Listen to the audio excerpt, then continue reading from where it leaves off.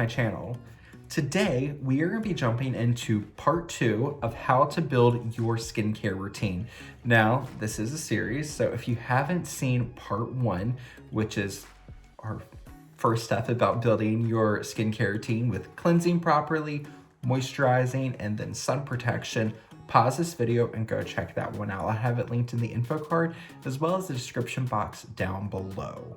So watch that before this and then come back and learn how to add these active ingredients into your skincare routine. Before I start talking about different ingredients, different products, I want to give you a little bit about my background so you can use your best judgment to decide if you want to take my advice or not. My name is Zack. I'm 31 and I'm an esthetician here in Toronto, Canada. Self-employed, so that means I am not obligated to talk about any type of particular brand or treatment because I don't have any attachments and I'm very promiscuous with my products. I just run all over the place. We are going to break up this video into 3 different types of families of actives. So you have our exfoliating acids, we have our vitamin C, and then we have our retinoids, and then my favorite ingredient of all, which I talk about in every skincare video because it's so essential, but sun protection. So let's jump into the video. This category is our exfoliating acids, which you might know as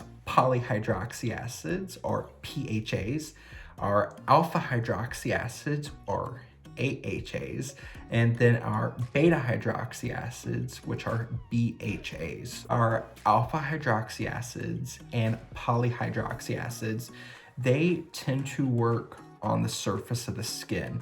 Now, polyhydroxy acids, they're a little bit newer to the market. They are a completely synthetic ingredient, so they are a very large molecule, which means they sit on top of our skin and they work very superficially, but the larger the molecule, the more gentle it is on the skin. So polyhydroxy acids are great because they kind of open the doorway for more people to use exfoliating acids who previously couldn't without experiencing some type of unwanted irritation that was harmful to their skin. So polyhydroxy acids have been shown to work really well for people with inflammatory skin conditions like rosacea.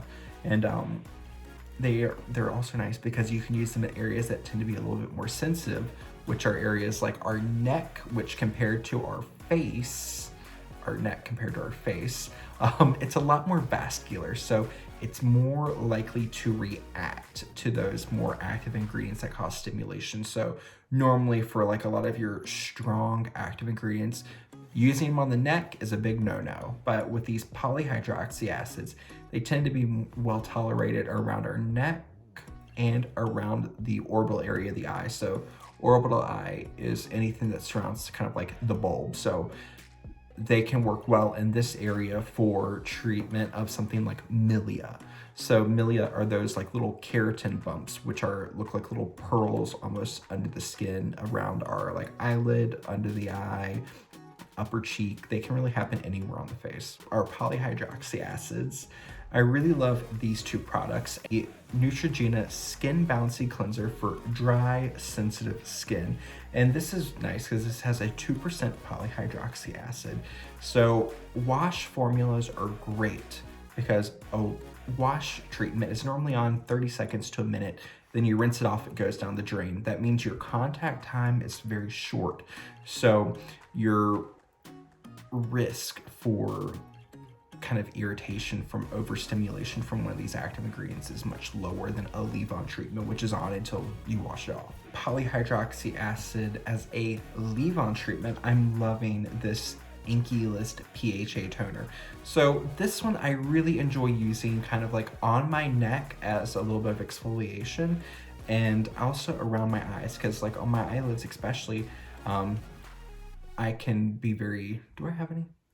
Currently don't have any because apparently this is doing its job. I'm prone to getting milia, so that's been a great help in kind of warding them off, because milia, even as an esthetician, that's not something I can take care of on my own at home. I need to see a dermatologist to have that extracted, and that's just generally par for the course of treatment. So it's great to have something that we can use at home to treat and help with that treatment over time. Next, we have our alpha hydroxy acids. So alpha hydroxy acids, they are a little bit of a smaller size molecularly compared to our polyhydroxy acids. And alpha hydroxy acids, there's a few different types of ingredients under that kind of family name of alpha hydroxy acids. The two I'm going to talk about today are lactic acid and glycolic acid. Our lactic acid is a larger molecule, so this is derived from sour milk, and then our glycolic acid is smaller than lactic acid, and this is derived from sugarcane. Lactic acid, and this is the ordinary lactic acid 5% plus hyaluronic acid. Don't let hyaluronic acid fool you. This is like a subnote, but hyaluronic acid is kind of like more of a moisture attracting ingredient or a moisture magnet. So acid is used a lot when it comes to skincare ingredients. And if you see hyaluronic acid, don't worry, it's not really an exfoliating or active ingredient. They add it to lots of cleansers, moisturizers, body treatments. It's just really good for helping pull moisture into the skin. So this lactic acid serum, it's a very kind of introductory to alpha hydroxy acids to leave-on treatments. If you want to kind of minimize your risk of irritation, there is also a 10%. I tend to stick to 5 because 5 will get me to the same place that the 10 will. It just takes a little bit longer because it's a little bit more gentle. The glycolic acid, a smaller molecule than our lactic acid, and some people will find that glycolic acid can have a little bit of a sting or a tingle on the skin. For me, I cannot use this on my face. For me, it doesn't tingle, it burns. And a light tingle is okay when using these active ingredients. It's almost like your skin's kind of like waking up. It's kind of like, oh, time to get moving. But a burn or a sting, those are not good. That's a sign of irritation. So this is too irritating for my face, so I use it on areas of my body that are more prone to dryness and just feeling a little bit rougher than I want them to. So I use this like on elbows, on the palm of my hand, areas that I want a little bit of softening. I'll use this because it's gonna help speed up that cellular rate so they feel smoother sooner. Kind of trying to rhyme a little bit. A little category within our exfoliating acids is beta hydroxy acids, or BHAs. And there's really only one on the market, and that is known as salicylic acid. If you've ever seen any type of like acne treatment or acne treatment product, a lot of times you'll see they'll have BHA or salicylic acid. And that's because salicylic acid, it's oil soluble. So that means it's able to cut through the oil on the surface of our skin and actually go inside the lining of our pores to help clear the pores from the inside out. And in the process of it, they also help kind of exfoliate the surface of the skin, much like our alpha hydroxy acids and our polyhydroxy acids do. The biggest downside with a lot of our kind of beta hydroxy acids or BHAs is they can be a little bit more drying on the skin just because they are cutting through that oil. So some people with more normal to dry skin can find them to be a little bit more irritating. However, they can benefit because since they do work on from the inside of the pore out, a lot of times you'll find people, especially like working in aesthetics, and you get someone under your kind of like mag light and you can see everything up close.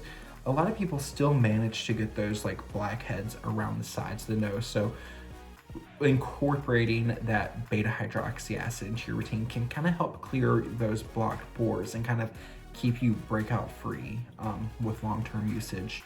But if you are more normal to dry, then definitely follow it up with a really rich hydrating moisturizer, which you can get recommendations for that from part 1 again. I kind of beta hydroxy acid products. My first one is a wash product, and this is the Salicylic Acid Cleanser by the Inkey list. You saw me feature this one in my morning skincare routine video, which I'll also have linked in the info cards.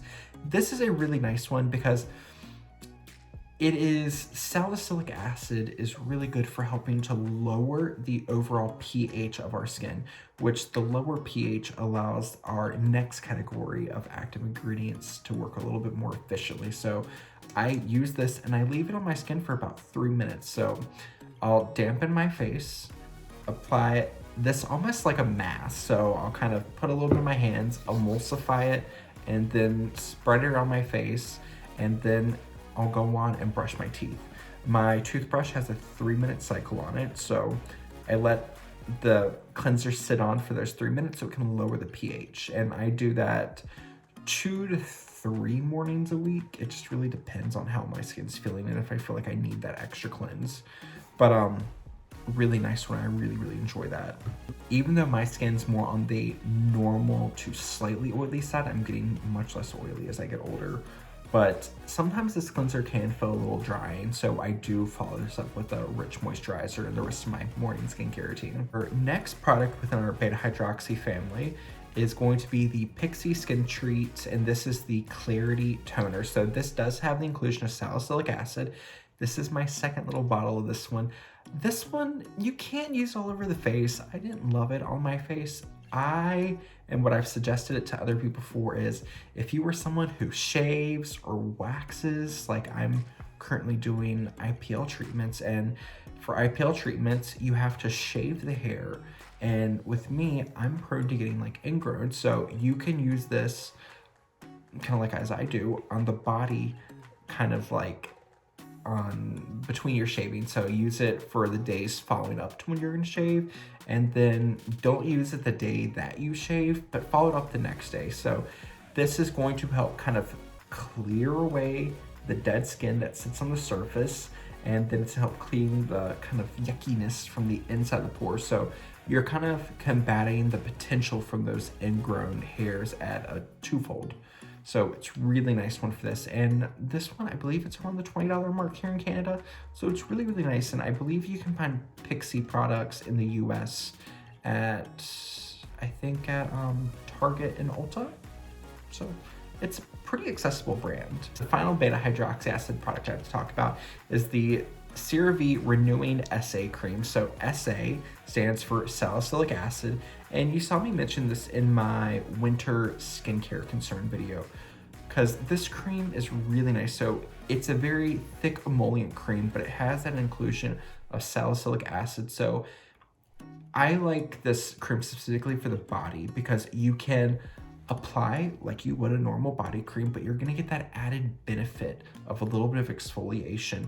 And exfoliation, it can be great, especially if you have something like keratosis pilaris on the skin, which is what some people call chicken skin. It's like little bumps on the skin, which is just an overproduction of keratin. It's gonna help smooth and soften that out. Or if you're someone like me and like you get like hyperpigmentation because in your early 20s, you were irresponsible and you didn't wear sunscreen and you liked tanning beds. I regret that one. But hey, you live and you learn. So this can be just really great for giving your body skin that added benefit of exfoliation, staying clear and hydrated. Next active ingredient we're gonna talk about is one of my favorites, and this is vitamin C. And vitamin C, it's another umbrella term, but there's really only one type of vitamin C product that has been shown to work with different studies out there, and that is L-ascorbic acid. And L-ascorbic acid was originally shown to be effective in the treatment of skin in some studies done by SkinCeuticals. So SkinCeuticals is more of what some people call like a professional or medical grade. Medical grade is, I'm sorry, for me it's just like a big eye roll because that's another subject. But but SkinCeuticals, they're definitely a premium price point. So they tested out the L-ascorbic acid at the percentage of either 15 or 20% in their CE ferulic acid serum, and it was shown to be effective in the treatment of oxidative stress, helping with just improving the look and appearance of skin over time. But vitamin C it's a very unstable ingredient, and it needs to be formulated with the inclusion of ferulic acid as well as vitamin E. So those help to stabilize it, and then it needs to be kept away from sunlight, it needs to be kept away from excessive moisture, it needs to be babied. So I used to use the CE Ferulic. I started using that back in like 2012, and then that continued until a year or so ago. And I was watching one of my favorite YouTubers, Angie from Hot and Flashy, and she recommended this timeless skincare, and this is the 20% vitamin C plus ferulic acid vitamin E serum. It comes in a, I believe, ½ ounce, 1 ounce, and then the 4 ounce. I buy the 4 ounce because it's the best value. And I bought a skincare fridge for my bathroom to keep this in, so I can keep it fresher longer, and that's why I go for the big 4 ounce size. It's a really nice product. So vitamin C helps to kind of lighten discolorations, brighten the overall skin tone, and tighten up by stimulating the production of collagen and fending off oxidative stress, which is kind of damage from the sun, from pollution, smoking, drinking, staying up too late, blue light devices. It's good for kind of counteracting those things that almost all of us experience in our day-to-day life. So it's a really nice product, but there's not a ton on the market that work efficiently. Downside with vitamin C is you normally have to, it's a commitment-based result system. So initially you might notice a little bit of like a radiance to the skin, and oftentimes that's just the formula of the product that's kind of leaving that kind of like shine or sheen to the skin. But your real results normally take about 6 to 9 months or even longer to see. So if you were gonna add in a vitamin C product and you wanna really see the benefit of that lightening, that brightening, and that tightening for your overall skin tone, you need to be, it's a long-term commitment. Like, I've been using this since 2012. So, I mean, we're going on 9.5 years-ish. Yes. I had to think about what year it is.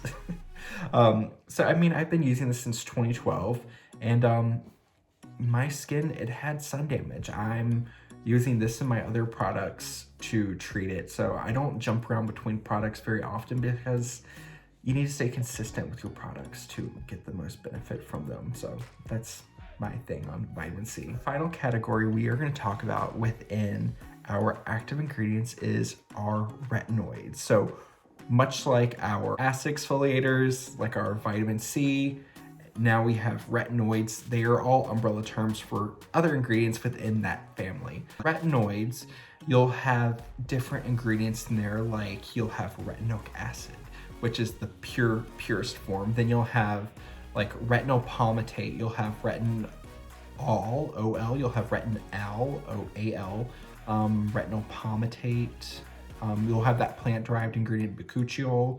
You'll have these different types of ingredients that are they all kind of have the same end goal, but they all take a little bit longer to get there than something like our pure retinoic acid, because that is vitamin A in its purest form.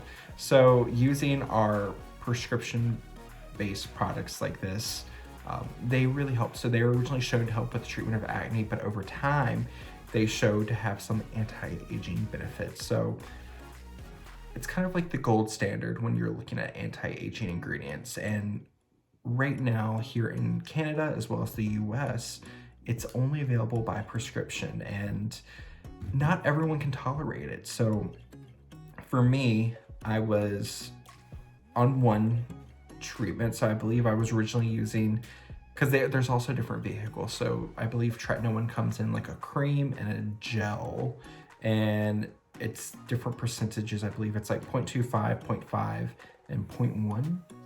I believe, I could be mistaken. I was on the gel and 0.5. It was just too much for my skin to handle. So now I am on the 0.25 cream, and it's a lot more gentle, it's a lot more effective, and I can use it without my skin kind of going haywire. So that's a great one, but I need to see my dermatologist for that. Over the counter in the US, you now have Differin, which is adapalene. This one is really nice. So before, I'd taken a break a little bit from using my tretinoin, and then I wanted to try this out because it was new and I hadn't used it. And it's really nice. So this is a 3rd generation retinoid. I believe it became popular in the 80s for the treatment of acne. I could be mistaken on that. But this one, it's still kind of touted as an acne medication. We don't know how many or how much of the kind of anti-aging benefits you get, but it's still a form of vitamin A, which is going to help thin the upper layer of the skin and stimulate collagen production to thicken those lower layers of the skin. So it's worth a try. I do use it now more as a spot treatment in other parts of my body. I want to retinize different types of ingredients. So like here in Canada, I believe we can only buy retinol or retinol OL the counter, which over time you will get your benefits that you will get with your vitamin A's, or that you'll get the similar benefit over time that you would with your like tretinoin. However, where tretinoin normally takes 6 to 9 months to see really those anti-aging benefits, your retinols to go through a longer conversion process once they enter the skin. So you can be looking at like 9, 12, 14, 16. You can look at much longer to get those benefits. So if you can, talk to your dermatologist and see if using a prescription retinoid is right for you. Our final category is sunscreen. I talk about it all the time because we need to use sunscreen. So pretty much all of these ingredients, they increase your photosensitivity, which is your sensitivity to sunlight. And while they are thinning the upper layer of dead skin, they're working to correct issues or give us benefits that we want to see results from. And the sun, it will not only be more sensitive to it, but it can hinder our journey to those results that we want. So sunscreen is important. When you're first using one of these actives, your skin might be a little bit more sensitive to some products. So sunscreens are tricky. Generally, mineral sunscreens are the most kind of gentle on the skin. However, mineral sunscreens tend to leave a really horrible white cast on the skin. I mean, I'm pretty fair, and I've got more than I care to admit in my kind of wardrobe of sunscreens that make me look like Casper. So that's not going to work for people darker than me. I mean, it barely works for me. So I've got a few different sunscreens here that we will talk about that generally I find work well for different people, and they're going to give you that kind of some protection that we need to work with our actives. So the first one I'm going to talk about, this is an all mineral sunscreen. So this only has the inclusion of, this one is all zinc oxide. So zinc oxide, these filters just basically sit on top of the skin and they bounce back UV rays. So this is a nice one. This does have a tint. So if you want to use a mineral sunscreen, look for something that's tinted, because that is going to kind of counteract that white cast that you can get. So this one I really, really enjoy. It does include more of a matte finish. So I like to use this more if I'm gonna use like a glowy foundation, or if my skincare with my skin looking a little too glowy, then I'll use this on top. So I enjoy this one for that. So next we have our combination sunscreen. So this means it has an inclusion of our mineral filters and our chemical filters. And chemical filters, they absorb the UV and then they bounce it back. So some people don't like it. Some people feel like they get absorbed in the bloodstream. For me, there's not enough evidence out there to show that happens to a level of concern. So I have no issue using them. And my favorite is the La Roche-Posay Kid Sunscreen. This one, you've seen me talk about. I like it. This does leave a very shiny, luminous finish. If you don't like that, you might not like this. And I find that with me being fair to light skin, when I get to my second or third application of the day on days where I don't wear makeup, I can start getting a noticeable white cast. If you've got skin that's much darker than me though, this might not be workable on its own for you. This does play really well under makeup, but if you're looking for just a sunscreen to put on and wear by itself, this might not be the best bet for you. So give it a try out though if you are fair to light skin tone or you don't mind a white cast, because this is a really, really nice one and it doesn't burn around the eyes. I'm wearing today, which is also a combination. So this does have 1 mineral filter and I believe 3 chemical filters. This for me does not leave any type of white cast, layers under makeup like a dream.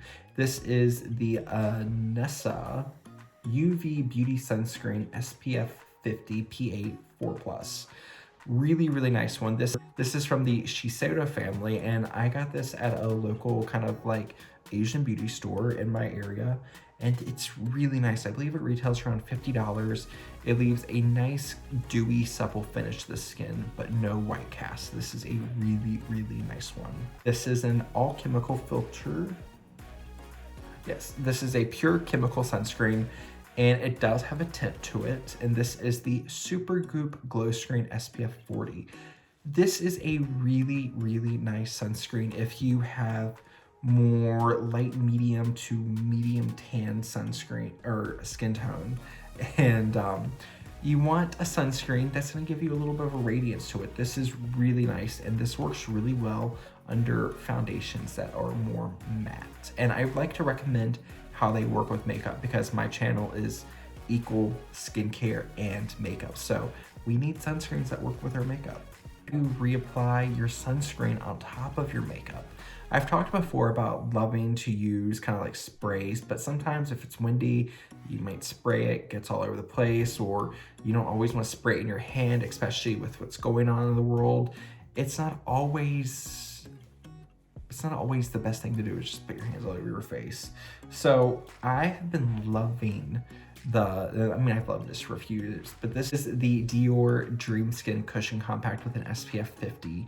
And I have this one in shade 00. So just kind of has your basic little cushion applicator, and then it looks like this. So you can just go in and reapply your sunscreen. This one is in shade 00. I also have shade 10, and 00 is just your basic translucent sunscreen. It does leave a little bit of a tone up look to the skin, so your skin can look a little bit lighter and brighter when you use shade 00. 10 has a light tint, so I can almost use 10 as like a foundation sunscreen hybrid. And then there's a few other shades that are really, really nice. So this is a really nice one if you want a way to reapply sunscreen over makeup. And you know what? I've got makeup on, so I can give you a quick demo. So puff into here, and then